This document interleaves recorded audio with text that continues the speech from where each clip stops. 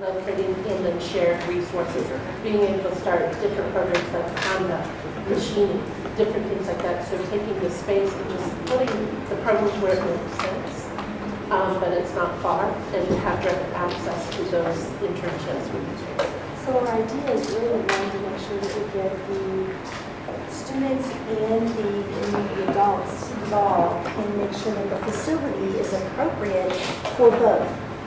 We're getting double bang for our buck if in fact we can take and use that during the daytime for students, 18 years and less, and then open it up for maybe students that are... They say we can get back inside the box for a minute because we do dream big, and that's why we're here today. Good. So one of the things that we're looking at with Fort Hayes, and we talked about, okay, so what are you going to do with Fort Hayes?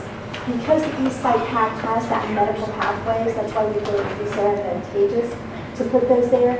But there are also other things for Fort Hayes that are coming to fruition. Some of which you might want to collaborate on with our middle school students even, and looking at small machines and looking at different pathways. Keep in mind that many of our students... The thing we just want to look at is, if you look at the table where it shows, it names the middle schools, Woodward Park, Mifflin, Medina, and Linden McKinley. It shows what the option capacity would be in those schools. And so Woodward Park would be built at 1,200, Mifflin at 750, Medina at 750, and then Linden McKinley we have at 0, because the middle school component of that facility would go away. A couple big picture considerations. So number one, whether there is merit in keeping the size small, and rather than increasing the size to replicate. And then of one at course, each region or something just like this. logistically, if it is to say on that site, how many students can we actually support? It helps not having outdoor athletics, which at least so far that has been the case, and if that continues to be the case, obviously we can make do on a smaller site.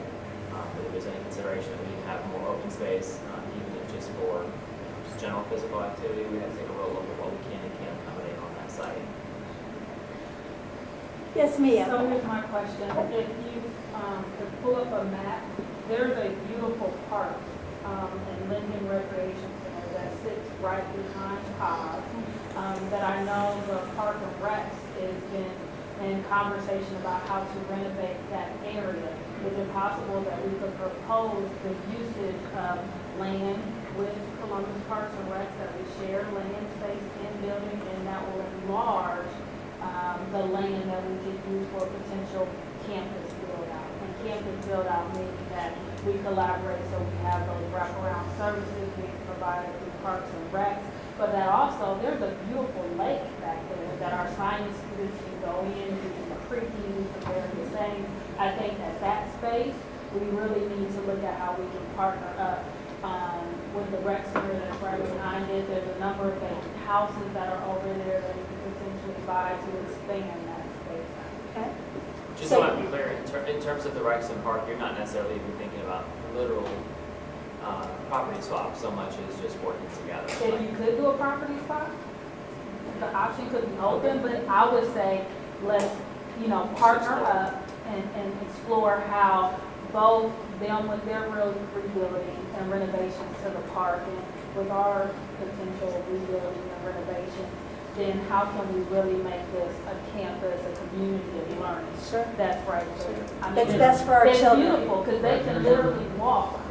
Here's the high school. Mhm. And here's where Yeah, they can literally walk, and I do this because my son goes to college. Now, there's some sad bulls that come out every now and then, so we don't have to make sure we have a... First of all, we have a lot of students that still need to complete their volunteer hours for this year. So if you are one of those individuals who would like some assistance putting flyers on doors, if you contact the school closest to you, the principal may be able to help recruit some students to assist you. So that's another thing that we can offer.